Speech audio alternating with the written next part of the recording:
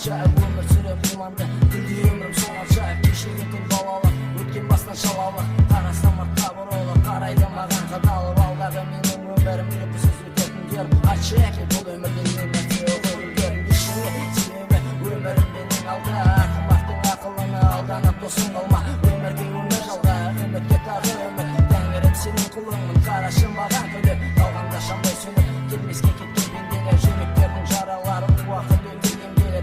жатып тербелер өмір алда жасайды қуаныш пен қайғыны өткізе бастан шығар өмір бір сәт болса көңіл жанардан жас болып тамады шаш жеңіл желдей ұшар уақыт оралмас қайтадан өмір қымбат бақыт адамға байлаған